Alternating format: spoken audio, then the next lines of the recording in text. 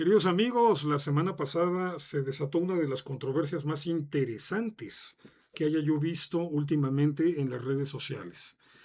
Todo a raíz de la publicación de un artículo de Ezra Shabot sobre el genocidio o el supuesto genocidio en Gaza. Ezra Shabot, un destacado politólogo y analista mexicano, y también miembro de la comunidad judía, hace un análisis muy elemental. En realidad, ni siquiera se trata de un análisis profundo o detallado, sino marca los puntos más básicos y más evidentes con los cuales demuestra, ojo, estoy diciendo demuestra que no existe un genocidio en Gaza y que Israel no es un estado genocida.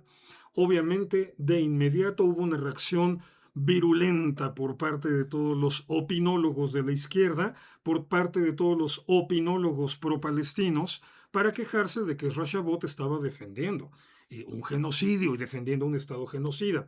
Interesante, porque hubo intelectuales destacados que ni siquiera son judíos o que incluso provienen de la izquierda, de la vieja escuela, de la izquierda mexicana, como Héctor Aguilar Camín, pero bueno, intelectuales de verdad, intelectuales destacados, intelectuales que ya han demostrado solventemente su inteligencia, y ellos salieron a defender el artículo de Rochabot. Entonces se dio una controversia muy chistosa que parecía entre los veteranos contra los novatos. Los veteranos defendiendo a Rochabot, los novatos acusando que era un defensor del genocidio. Entonces, voy a ahondar un poquito más en por qué no hay un genocidio palestino y por qué cada vez es más evidente que esta gente de izquierda y esta gente anti-israelí no odia a Israel porque está cometiendo un genocidio. Dicen que Israel comete un genocidio porque odian a Israel. Vamos con los puntos. Ezra Shabot, repito, trata el asunto de un tema muy amable, de una manera muy amable. Por ejemplo, empieza con una definición compacta, precisa y correcta de lo que es un genocidio. Y dice, textualmente lo leo, el aniquilamiento sistemático de un grupo étnico, nación o religión determinada es lo que se define como genocidio. Y aquí es muy importante el concepto de aniquilamiento sistemático. O sea, no es algo que ocurre una semana, es algo que está ocurriendo de manera continua y sobre todo de premeditada. Un concepto que Rashabot no menciona aquí, pero que también es parte fundamental de la definición de genocidio, es que debe existir esta intencionalidad. Es decir, no es un aniquilamiento sistemático que estuviese ocurriendo, digamos, por accidente. Por ejemplo, cuando los españoles llegan a América en el siglo XVI, traen la viruela y eso provoca efectivamente una masacre entre las poblaciones nativas que no tenían un sistema inmunológico adecuado para ello. Pero entonces estamos hablando de un aniquilamiento sistemático que se extendió durante varios siglos, porque fueron varias oleadas de epidemia de viruela, pero que no fue a propósito. O sea, los españoles jamás pensaron en términos de voy a llevarles el bicho de la viruela para que se mueran. No, esta fue una cuestión que no estuvo bajo control de nadie, al contrario, fueron los propios españoles los primeros que se liaron a la tarea de investigar las cuestiones de inmunidad y empezar a desarrollar, digamos, protovacunas, prevacunas. Entonces, no se puede acusar de genocidio lo sucedido en América en ese tiempo porque no hubo una intencionalidad, por lo menos con la cuestión del caso de la viruela. Entonces, el genocidio tiene que ser sistemático y el genocidio tiene que ser intencional. Esos son dos conceptos fundamentales en la definición oficial de genocidio. Y hay un tercer concepto más que se agrega a partir de las jurisprudencias que se derivan de los juicios contra los genocidas de la guerra civil yugoslava, los juicios que se hicieron en La Haya contra Slobodan Milosevic y toda esta gente. De ahí surge un concepto que es jurisprudencia porque no está en la definición original, sino que proviene de las decisiones tomadas, y se agrega un concepto más a lo que debe definirse como genocidio, y es que debe ser un fenómeno inequívoco. ¿A qué se refiere esto? A que no lo puedes definir de otra manera. Un genocidio solamente es un genocidio. Tú no puedes decir esto fue una guerra, pero también un genocidio. No. Si es guerra, no es genocidio. Por eso, por ejemplo, el holocausto, la Shoah, el exterminio masivo de judíos durante la Segunda Guerra Mundial es un ejemplo perfecto de ello, porque está claramente diferenciado que las acciones de exterminio de judíos no fueron parte de la guerra que Alemania, los nazis, tenían con los aliados, con la Unión Soviética, con Inglaterra y con Estados Unidos, principalmente. Fue un asunto completamente, digamos, ajeno a, innecesario a efectos de los objetivos de la guerra, y entonces, por ello, la Shoah y el Holocausto siguen perfectamente definidos como lo que son, como un genocidio. La guerra era un asunto aparte, genocidio no. En cambio, si tomamos en cuenta las acciones de guerra de los Estados Unidos, por ejemplo, contra Alemania o de la Unión Soviética, los bombardeos sobre las ciudades alemanas, estos ataques que dejaron decenas o centenas, bueno, de hecho más bien millones de civiles alemanes muertos, tampoco se consideran un genocidio porque eso sí fue parte de las acciones de guerra. Sí, se bombardeaban zonas civiles, así eran las guerras entonces. Esta cuestión de prohibir el bombardeo de zonas civiles viene después de la Segunda Guerra Mundial. Entonces, alemanes bombardearon todos los civiles que quisieron, rusos, bueno, soviéticos, estadounidenses también en esta mezcla de ataques, pero como todavía se consideran acciones de guerra, entonces no son un genocidio. Para poder hablar de un genocidio, tenemos que hablar de un evento sistemático, de un evento premeditado, o sea, de un evento, o sea, de una intencionalidad específica en exterminar a ese tipo de población, y tenemos que hablar de un fenómeno inequívoco. No lo puedes definir de otra manera. Fíjate, Ezra Shabot nada más se mete con uno de los conceptos, y aún así con eso desmonta el tema del genocidio, ¿no? Entonces, por ejemplo, genocidios. Ezra Shabot da los ejemplos. Lo sucedido con los armenios en el Imperio Otomano, los judíos durante el nazismo, los tutsis en Ruanda, o los bosnios musulmanes, bosnios musulmanes en Srebrenica. O sea, ahí están, y los cristianos actualmente también los mencionan en Sudán y Nigeria. Ahí sí estamos hablando de acciones que no son de guerra, o sea, que no son parte de la guerra, que no son necesarias dentro de la guerra, pero que son perpetradas de manera inequívoca, sistemática y con toda la intencionalidad de exterminar esas poblaciones. Eso es genocidio. En esta categoría, el objetivo de los ejecutores siempre ha sido, así lo señala Rashabot, desaparecer a cierto tipo de población de determinadas zonas, o incluso en el caso del nazismo menciona del mundo entero. Entonces, el concepto de genocidio no es un concepto maleable. Genocidio no es una palabra que apareció espontáneamente el idioma para hablar de masacres. Es un término jurídico que se diseñó, o sea, se inventó para uso jurídico. ¿Por qué es importante siempre señalar la cuestión del uso jurídico? Porque yo no puedo ir y denunciar, por ejemplo, a toda la gente que en redes sociales estuvieron diciendo Ezra Shabot defiende el genocidio. Se pusieron en contra de Ezra Shabot, de Israel, y repitieron la tontería del genocidio. Ok, yo no puedo ir a una agencia de Ministerio Público, que es en México donde se hacen estas cosas, yo no puedo ir a simplemente decir, vengo a levantar una denuncia por fraude. ¿Contra quién? Pues contra fulano de tal, porque dice que hay un genocidio en Palestina. Y bueno, ¿y qué tiene que ver que él diga que hay un genocidio en Palestina con un fraude? O sea, ¿dónde está la...? Entonces imagínate que yo le digo al funcionario que me está tomando la denuncia, le digo, es que a mí me defrauda que la gente sea tan tonta, entonces lo quiero denunciar por fraude. Entonces, si el funcionario no está de humor porque tiene mucho trabajo y ha tenido una carga muy pesada ese día, va a pedir que me saquen a patadas del lugar. ¡Por tonto!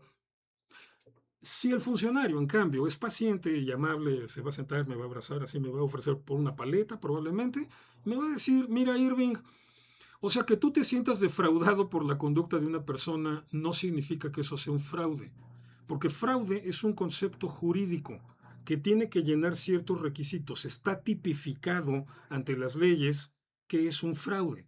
Entonces tú no puedes venir de tonto y sentimental a decirme yo siento que me defraudaron y con base a eso pretender que yo levante una denuncia por fraude. Así que ya fui muy amable, ahora lárgate y no me hagas perder el tiempo con tonterías.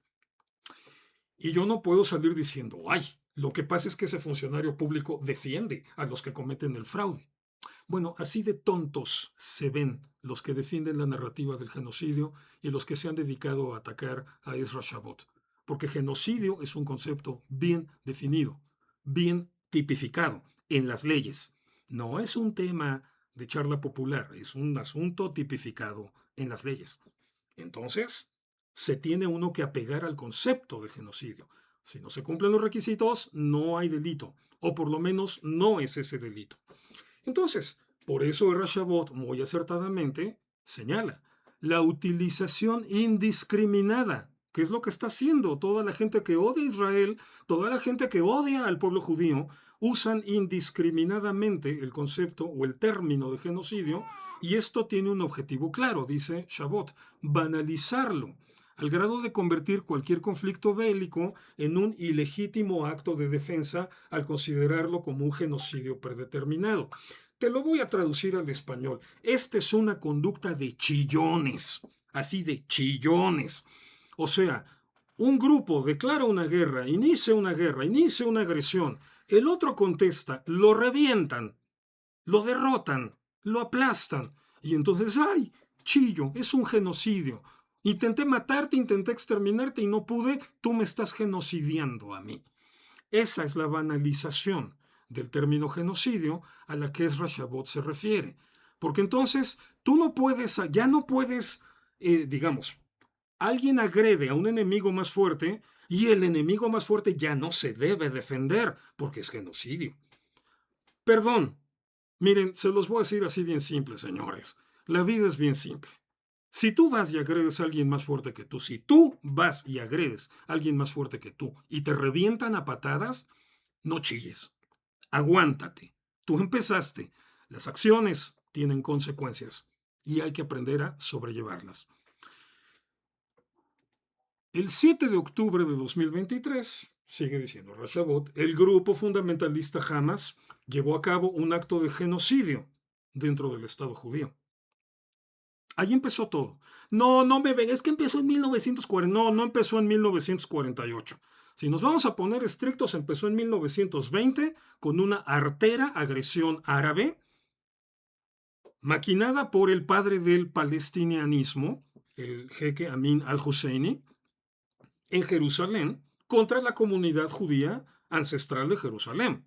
No era contra migrantes sionistas ashkenazíes, era contra judíos sefaradim y mizrahim que llevaban siglos viviendo en Jerusalén. Ahí empezó. Entonces no me vengan con que empezó en 1948. No, no es cierto. Empezó mucho antes, si nos vamos a eso. Pero el conflicto, el combate, la guerra actual, cual tal, empezó el 7 de octubre del 2023, cuando el grupo fundamentalista Hamas llevó a cabo un acto de genocidio dentro del Estado judío. ¿Y por qué podemos decir que ese sí fue un acto de genocidio? Porque fue intencional, o sea, había una intencionalidad de exterminar judíos israelíes en general. Que ojo, también se llevaron entre los pies a musulmanes y a cristianos, ¿eh? Pero había una intencionalidad de masacrar israelíes. Fue un acto sistemático, o sea, mientras tuvieron la oportunidad de hacerlo, lo siguieron haciendo. Obviamente la reacción del ejército de Israel los mandó de regreso, pero luego siguieron disparando cohetes, siguieron atacando, etcétera.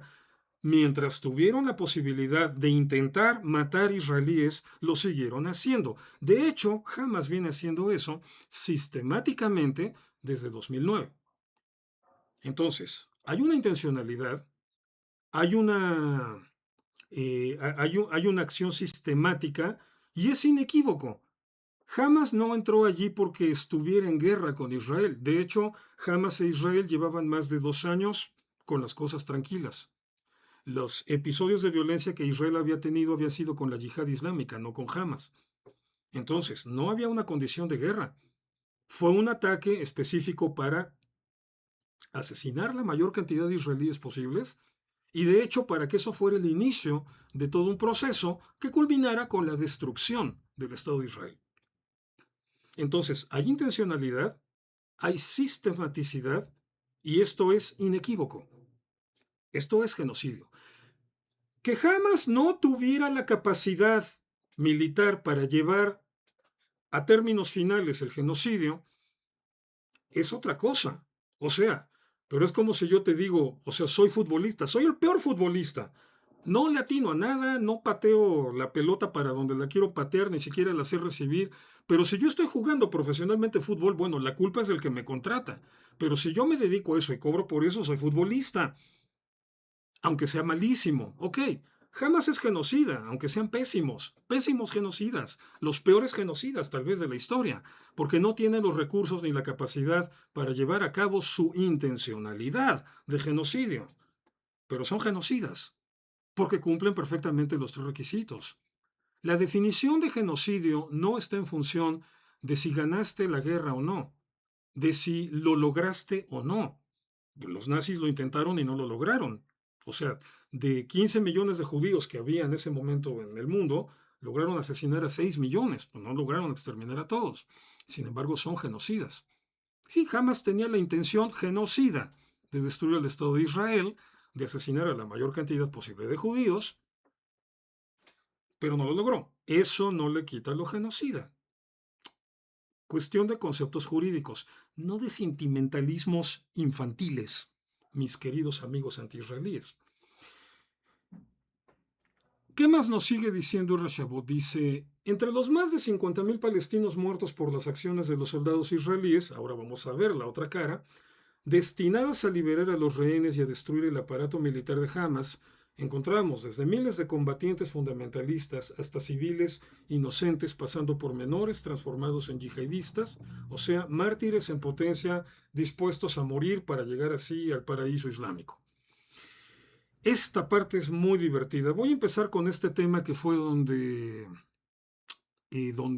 fallan, donde se ahogan, donde se infectan los que odian a Israel y exhiben su inopia, o sea, su ignorancia en temas que deberían conocer, eso se le llama inopia, se lo digo a los que tienen inopia, su inopia, su estulticia, su estupidez descarada. O sea, de esta última frase en donde Ezra Shabot dice que Israel eliminó a miles de combatientes fundamentalistas, dice también civiles inocentes, pero también menores transformados en yihadistas, o sea, mártires en potencia dispuestos a morir para llegar al paraíso. De esta frase, mucha gente sacó la conclusión y así difundió mensajes en redes sociales que Ezra Shabot estaba diciendo que los niños palestinos merecen morir. ¿Te das cuenta qué nivel de estupidez o qué nivel de mezquindad? Ezra Shabot en ningún momento dijo eso. Solamente refirió el caso concreto y sobradamente demostrado de menores, y por menores no estamos hablando de niños chiquitos así de 3, 4 años, estamos hablando de jóvenes adolescentes de 17, 16, 15, 14 años. O sea, ya no estamos hablando de niños, estamos hablando de menores de edad. Aquí obviamente toda la trampa está en agarrarle el concepto de menores y manejarlo como si fuera sinónimo de parvulitos. No, Ezra Shabot está siendo muy preciso al referir a menores, o sea, gente que puede ser de 17 años, pero a la que ya los han convertido en yihadistas. O sea que Hamas ya los tiene combatiendo y eso es un hecho sobradamente documentado. Menores transformados en yihadistas no es lo mismo que los niños se merecen morir. Todo esto que han dicho los propagandistas pro-palestinos de que Ezra Shabot afirmó que los menores palestinos, que los niños palestinos específicamente merecen morir, es una repugnante mentira, una repugnante tergiversación de lo que realmente dijo Ezra. O sea, y eso es deleznable, pero déjame te digo una cosa, ¿por qué lo hacen? Porque así funciona toda la propaganda pro-palestina. Así funciona a base de mentiras, a base de tergiversaciones. Todo el cuento de la propaganda palestina es eso, mentira. Mentira tras mentira, manipulación tras manipulación, tergiversación tras tergiversación. Y aquí lo tienen evidenciado. Ezra Shabot lo menciona, hay menores de edad, o sea, gente que todavía no tiene 18 y que por lo tanto podrían ser de 17 o 16, que han sido convertidos en yihadistas, mártires en potencia, eso es lo único que él dice, y toda la propaganda viene a decir, Ezra Shabot dice que los niños palestinos merecen morir. Espero que sí te des cuenta de la basura intelectual. ¿Qué es esto? O sea, ya no me vengan con cuentos, esto es basura intelectual. No hay manera de justificar este modo de tergiversar lo que dice una persona nada más para seguir defendiendo un relato. Porque lo del genocidio palestino es solamente eso, un relato, y en el sentido más peyorativo de todos, un cuento. Voy a hacer una segunda observación a esto, pero en este caso sí voy a hacer una crítica honesta a lo que pone Ezra Shabot.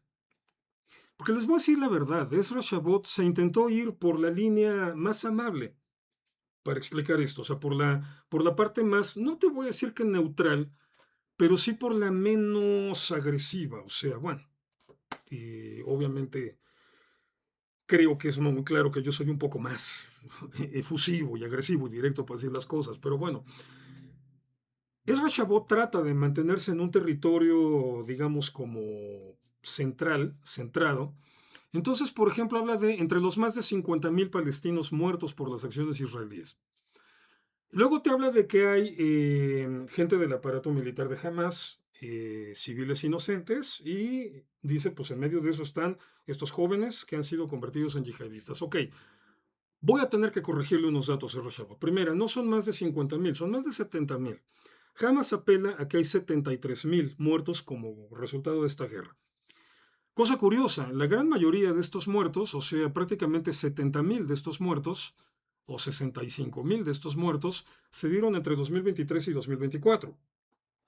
Entre 2025 y 2026, los combates han estado en un nivel bajo, así que la cantidad de muertos no ha sido ni remotamente similar, lo que demuestra que no hay sistematicidad. Cuando Israel consideró que tenía cubiertos sus objetivos militares en 2024, finales de 2024, detuvo la campaña militar. Y si siguen habiendo muertos palestinos es porque intentan romper los acuerdos del alto el fuego, e Israel elimina a los combatientes de Hamas que tiene que eliminar. Pero simplemente la caída en el número de muertos evidencia que no hay sistematicidad y que tampoco hay intencionalidad, porque si Israel tuviera la intención de simple y sencillamente matar y matar y matar, entonces ahorita estaríamos hablando por lo menos de 140.000 muertos, no de 73.000. Menudencias. Pero bueno, Ezra Shabot menciona 50.000. Lo que sabemos es que, y esto porque lo ha dicho el propio Hamas, 50.000 combatientes de Hamas casados, eliminados en operaciones militares. ¿Y por qué sabemos que casados? Porque Hamas mismo admitió que uno de los problemas económicos que tenía ahora era que iba a tener que pagar las pensiones de viudez de 50.000 de sus integrantes. Con eso Hamas estaba admitiendo que por lo menos 50.000 de los 73.000 muertos que ellos dicen que hay, 50.000 eran combatientes de Hamas casados. ¿Cuántos combatientes te imaginas que habrán muerto y que eran solteros? O sea, vamos a dejarlo en 50.000. Significaría que de 73.000 muertos, 50.000 son combatientes de Hamas. Y por eso va a tener que pagar indemnizaciones de viudez. Los otros 23.000 serían entonces, bueno, combatientes solteros o civiles que fueron víctimas de daños colaterales. Eso, con mayor razón, comprueba, corrobora, demuestra, y creo que de manera contundente, que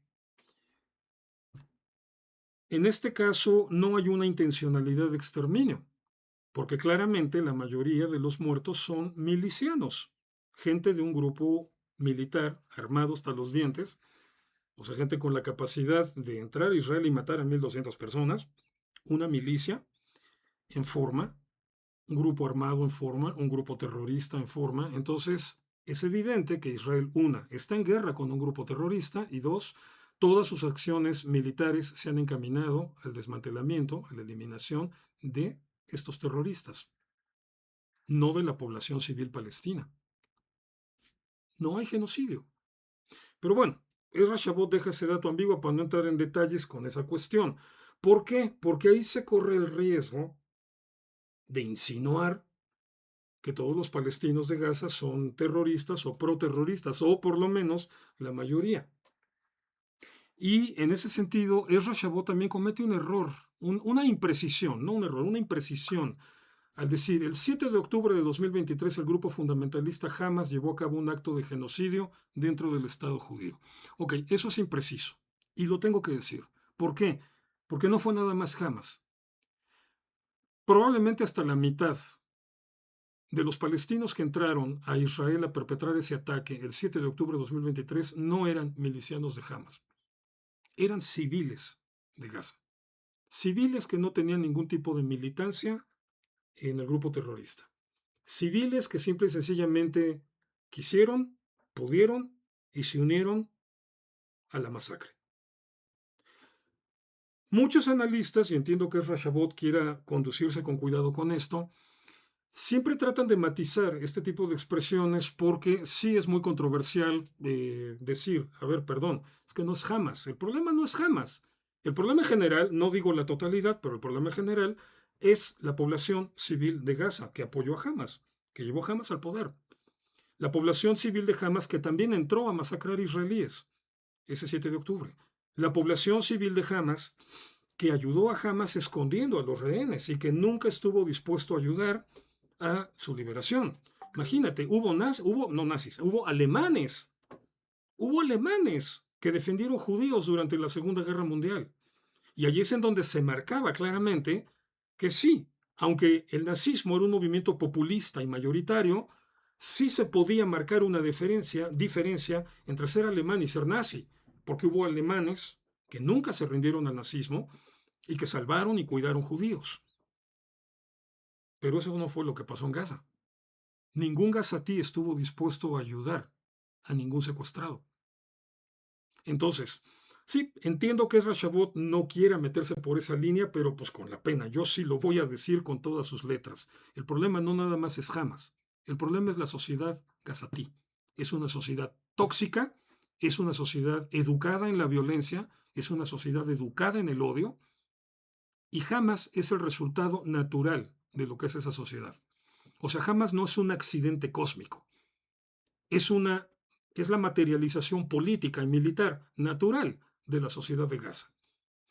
Entonces, estos son puntos en donde el artículo de Ezra Shabot es impreciso y creo que a propósito para conducir el diálogo, Ezra está intentando dialogar, conducir el diálogo por una línea lo menos controversial posible. Está siendo amable, por decirlo de otra manera. Y ¿saben qué es lo irónico, lo paradójico de este asunto? Que no le funcionó. No le funcionó. O sea, trató de ser amable y de todas maneras todo el mundo se le fue a la yugular. Tomen nota, mis queridos amigos comentaristas judíos. Tomen nota. No importa cuán amables quieran ser al tratar de hablar de estos temas. Si eres israelí, si eres sionista o si eres judío, se te van a ir a la yugular. No importa que intentes hacer algunas concesiones narrativas, algunas concesiones retóricas, se te van a ir a la yugular. Te van a odiar exactamente tanto como me odian a mí, que no tengo pelos en la lengua para decir que la sociedad gazatí es una sociedad tóxica y que ellos se provocaron su propia tragedia. Te van a odiar igual. Así que no tiene sentido intentar esa amabilidad en estos temas. Sigue Ezra Shabot con su amabilidad. Dice, el sufrimiento de la población de Gaza no es cuestionable, pero es semejante al de las poblaciones de la Alemania nazi bombardeada por los aliados. Bueno, no, son casos muy diferentes, pero bueno, en este punto está intentando como también conceder que él reconoce que Israel provoca problemas y luego dice, la población de Cisjordania y Gaza sufren las consecuencias de la ocupación israelí, pero no un proceso de exterminio comparable a los sufridos por otras minorías. Ok, esto es correcto en que no es un proceso comparable, pero, perdón, aquí sí voy a tener que corregir a Ezra Shabot, no existe una ocupación israelí. Palestina nunca fue un estado independiente. Nunca, bueno, la última vez que fue un lugar independiente era el reino de Judea, el reino osmoneo de Judea. Nunca existió una Palestina autónoma e independiente. La única ocasión en la historia moderna, bueno, la historia moderna me estoy refiriendo desde el año 638 para acá, La única ocasión en la que ese lugar se llamó Palestina fue bajo ocupación británica y era el mandato británico de Palestina. Todas las veces anteriores, bajo dominio islámico, no existió Filastín como una provincia, como un país y menos aún independiente. Era parte de Al-Sham, era parte de Siria. Por eso, tramposamente, en español siempre te traducen Siria-Palestina, para querer ahí mencionar, resaltar a Palestina. No, en la lógica política, religiosa, económica, cultural del Islam, simplemente era parte de Siria, era parte de Al-Sham. Filastín era como hablar de Escandinavia, no de, o sea, una cosa es hablar de Suecia, Noruega y Finlandia, tres países, tres estados, tres naciones, tres soberanías, tres autonomías, y otra cosa es hablar de Escandinavia. Ok, Palestina era eso, un término genérico de un territorio porque allá vivieron los filisteos, tan tan. Pero la única Palestina que existió desde el año 638 para acá fue la Palestina británica. Palestina era inequívocamente una estructura militar colonial británica. Ok, esa estructura militar colonial dijo, ya no voy a existir. A partir del 15 de mayo de 1948, ya no voy a existir. Y ustedes háganse bolas con lo que quieran. Ahí está un plan de partición aprobado por la ONU. Yo me largo. Entonces, desde 1948 ya no existe esa estructura colonial británica. Existe Israel en una parte del territorio, que es la forma en la que evolucionó Palestina. Pero si Palestina como tal no existe, de manera oficial, no puede existir, aunque me digas, ah, pero es que 100 países de la ONU ya lo reconocieron, no importa, y te voy a decir por qué no importa. Porque lo primero que tiene que tener un Estado para poder existir son fronteras. Poder decir aquí termina, porque esto es un asunto de leyes. Un Estado es una estructura jurídica y una estructura jurídica se define, entre otras cosas, por la jurisdicción, es decir, como estructura jurídica, ¿dónde funcionas? ¿Cuál es el límite? En este caso geográfico, cuando hablamos de un Estado, hablamos de un límite geográfico. ¿Cuál es el límite donde termina tu autoridad y empieza la de alguien más? Si no tienes definido eso, ¿de qué me estás hablando? No hay fronteras. Ahora, Palestina, los palestinos son los que no han querido reconocer fronteras con Israel porque lo quieren destruir. Entonces, no existe como Estado, no hay un Estado palestino, no hay una autonomía palestina real, hay una autonomía transitoria acordada en los acuerdos de Oslo, pero eso no aquí, o sea, en los acuerdos de Oslo se estableció que esa autonomía transitoria tenía como objetivo llegar a la creación de un Estado palestino, y eso ya no se hizo. Entonces, no existe un Estado palestino, y si no existe un Estado palestino, no se puede hablar de una ocupación israelí. Estamos hablando de territorio en litigio. De eso estamos hablando. Entonces, Ezra Shabot aquí sí hay que hacerle esa observación, que no hay una ocupación. Y bueno, sí hay una situación de conflicto, pero no porque sea una ocupación. Seamos honestos, o sea, ya, a ver, precisamente el artículo de Ezra demuestra que no tiene ningún sentido, ninguna utilidad ser amable. De todas maneras se te van a la yugular. Entonces mejor seamos honestos y digamos las cosas como son. El conflicto no existe porque los israelíes estén ocupando territorio palestino y los palestinos quieran defenderse. El conflicto existe porque los palestinos quieren destruir Israel. Tan tan. Punto. Se acabó. That's all. Nada más. Nada más. Nada más. En fin. Lo último que señala Rashabot sí es muy importante y creo que aquí sí dice la verdad con todas sus letras. Considerar a Israel como un Estado genocida sirve como argumento para cuestionar el derecho a la legítima presencia judía en el Medio Oriente y, de paso, avivar un antisemitismo creciente en Europa y los Estados Unidos.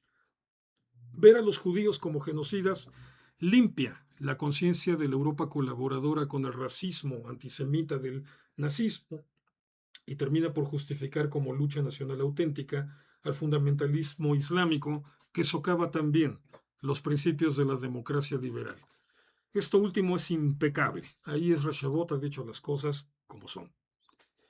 Es al final de cuentas otro de tantos pretextos típicamente posmodernos, típicamente woke, típicamente de izquierda en la actualidad, para decir, déjame agredirte, déjame matarte, pero no me digas que soy racista y no me digas que soy violento porque me ofendo y chillo.